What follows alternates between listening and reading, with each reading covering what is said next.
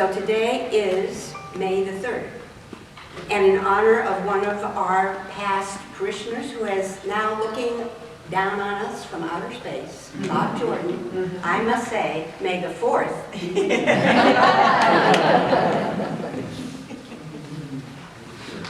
And as you all probably know from past talks and my references to the 4th, I've all my life been, well, most of my adult life anyway, I've always been a fan of, space movies, and I must have seen Star Wars at least 20 or 30 times, much less all the prequels and sequels, which Bob Jordan said were just baloney.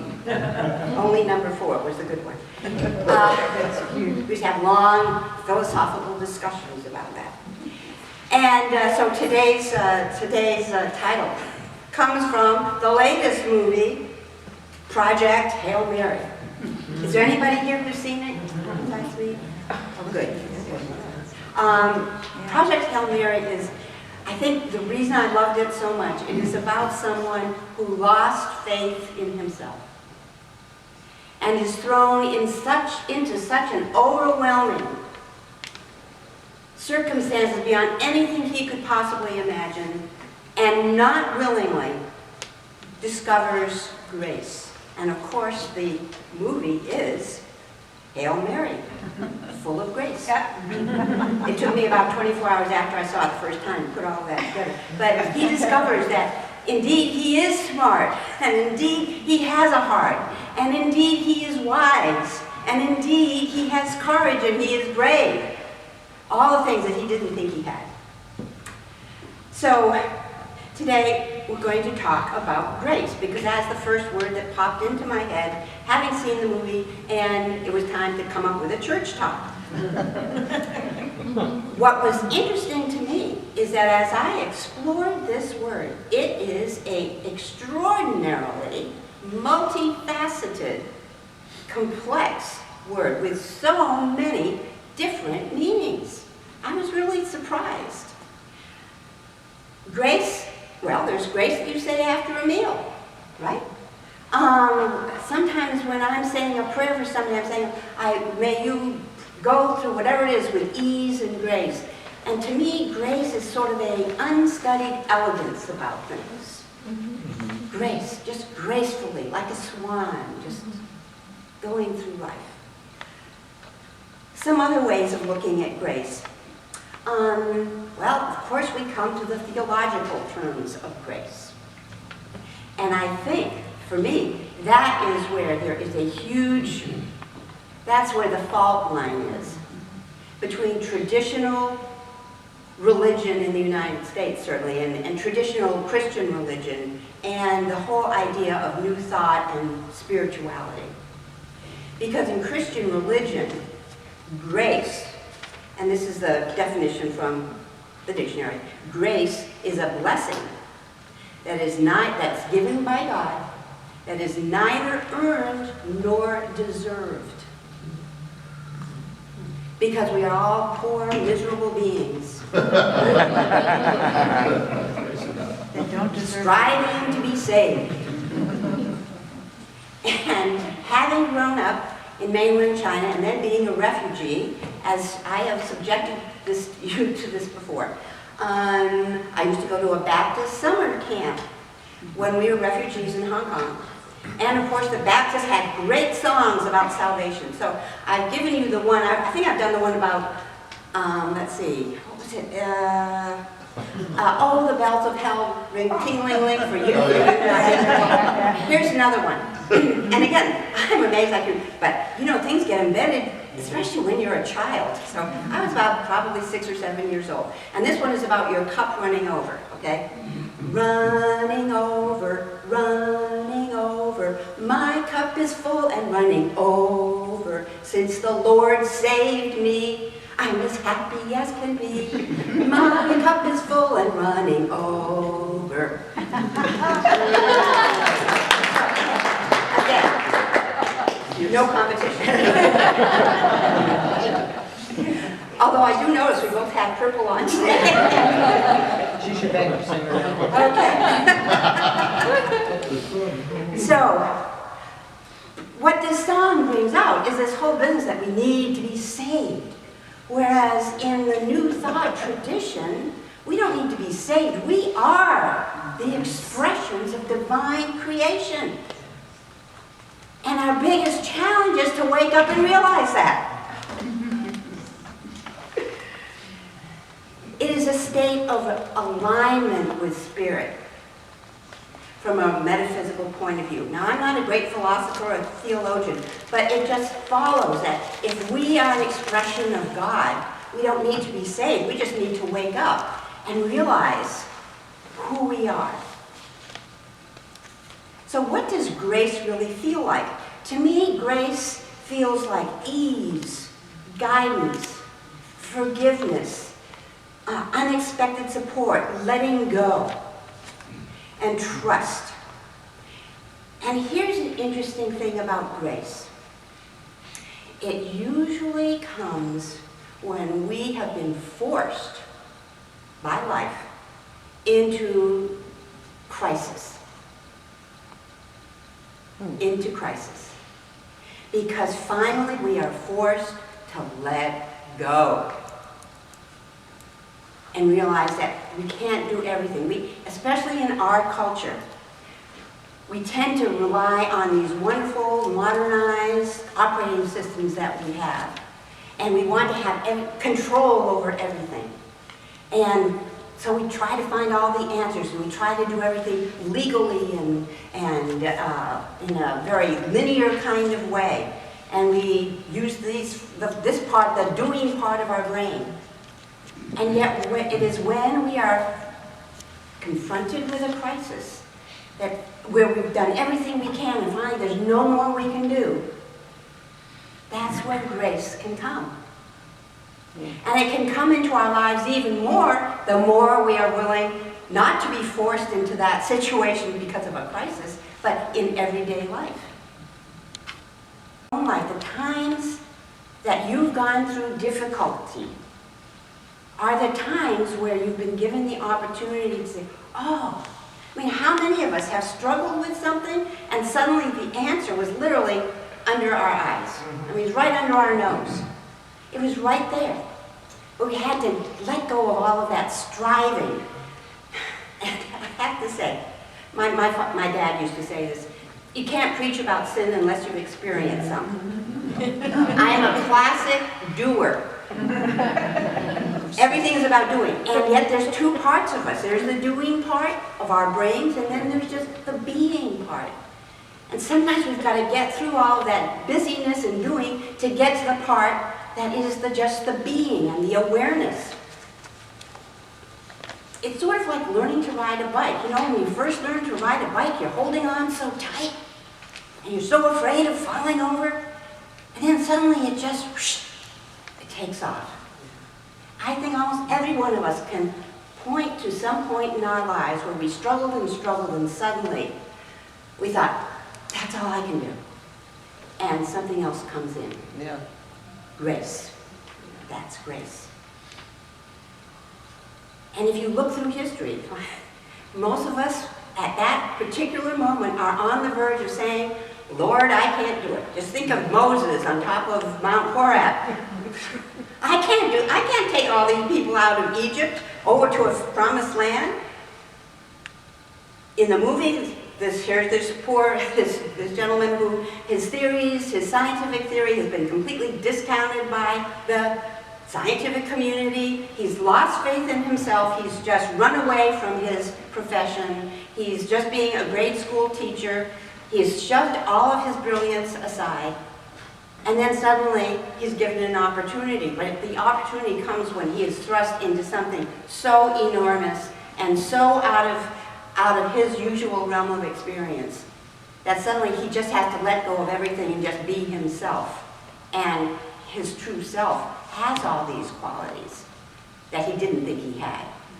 And it's true for each one of us. We all have these wonderful qualities, but they tend to get stifled because we're so busy controlling everything. So what is grace in action? In action, I would say, grace is to be able to live your life with calmness, with kindness, with ease, instead of judgment and tension and force. A perfect example of that, which all of us, I think, were aware of, because I know I've talked about it in a service probably 2 or 3 months ago, the peace walk. There were a group of men simply being peace. They weren't trying to control anything. They weren't trying to demonstrate it. They were just being.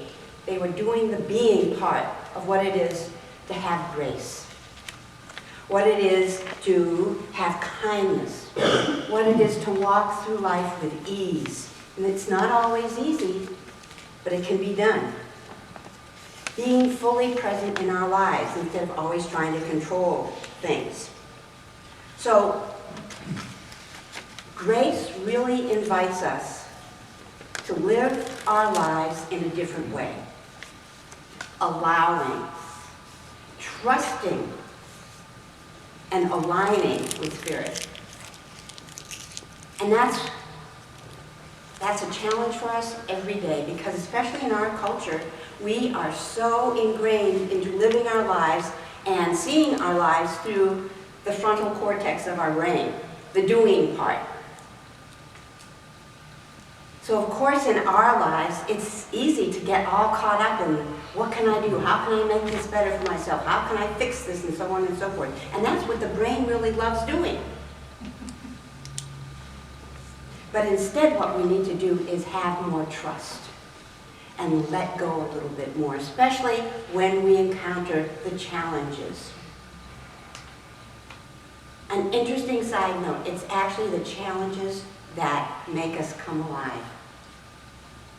There is a study done about older adults. One of the greatest dangers of being an older adult is that we tend to want to seek comfort. And when we seek more and more comfort, we are stifling our vitality. So here's a new term, eudaimonia wellness. It's about having satisfaction, a deep sense of fulfillment with life. And that comes from encountering challenges. And it's through the challenges that we can get to grace, learning to trust in our own experience, not from a book, not from some holy sage or even from my little church talk. We get to experience for ourselves what it is to let go and to trust that divine presence is there, that there are answers, and that we can find our way, and learning to trust who we really are, which is beyond the fixing and the doing. It's the being part of us. So, what gets in the way? Yes, it is our brains. Now, in many circles, people would say, well, it's the ego. I say it's the brain, because we just trust that to do everything. And I have an experience about all of this doing versus being that I will never forget. When I was first married, I had a wonderful husband, and we did outgrow each other and go our different ways. But one of his charming characteristics was he was very fiscally conservative, especially when it came to lawnmowers. He always got whatever was the best bargain and the cheapest bargain he could find. The problem was, it was his 4 children who were supposed to earn their allowances by mowing the lawn. And I cannot tell you how many Saturday afternoons somebody would come screaming and crying into the house because they couldn't go off with their friends, but the lawnmower had broken down or wouldn't start or it stalled. When I finally had my own house, now it didn't have big enough lawn for a riding mower, but I went to Sears Roebuck and I got the fanciest, self-starting, self-driven lawnmower. And finally, the next weekend, it was time to mow the lawn. So I got out there and I'm mowing that lawn. Woo-hoo! Halfway through, I realized I was pushing the lawnmower.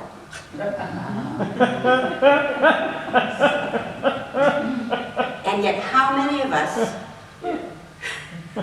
need to remind ourselves to stop pushing the lawnmower. That's our, it's part of being human. And it's, especially in our society where we depend so much on pushing and doing and achieving, that's our way of being in the world. And I think it's why it's important to come here, to be reminded that there's more than that. In other cultures, especially in Asia, it's more about just the being part of spirituality. And I think that's it. For us, the big lesson is to let go, to trust, and to know that there is a larger picture than the thing that we are wrestling with. But at the same time, wrestling with that thing is the stuff of life. And when we run away from that, we are stifling ourselves. So indeed, just like in Star Wars and all these great movies, it's about the struggle. The struggle is the life. It's just like you were saying in that song. This is it. This is it. The trials and tribulations we're going through, that is part of life. But that is the path to grace. To living our lives with more ease. To living our lives with less judgment. To living our lives allowing more. And opening ourselves up to all the creative gifts that we've been given by Divine Spirit, by God, presence, whatever you want to call it. So, stop pushing the lawnmower. And here's some practical grace practices. The first one is to shut up and start listening. It's to listen. We're so busy thinking, we don't stop to listen. And so that is why, as I've said in every single talk I probably give, that's why it's so important to do something that stops us and gets us still, whether it's 5 minutes of meditation, whether it's going for a walk in the woods, whether it's writing your morning pages every day.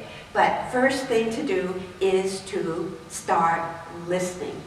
Because it's only when we listen that we can hear what Divine Presence is trying to tell us. It's only then that we can open up to our own powers of creation. So listening is one of the first steps. The second thing every morning is to at least start out with some kind of an intention.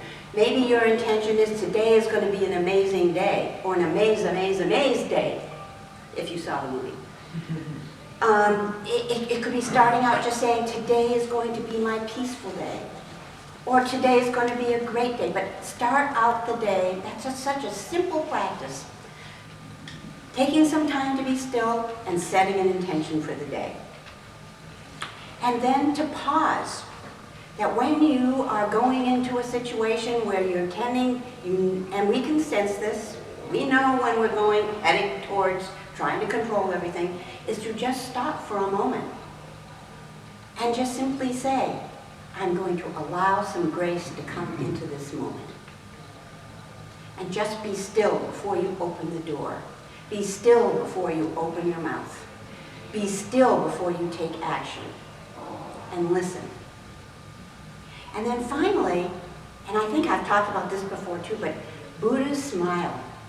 There is a distinct, very direct scientific connection between the mind and the body. I mean, that's a given now. We just know that. So a Buddha smile is when you have a smile that is not like that, but you feel a slight tension right here, and it's just the beginnings of a smile. Try it right now, just try it. And the interesting thing, a lot of times when you do this, you want to take a deeper breath. But so just be still for a minute and put on that smile.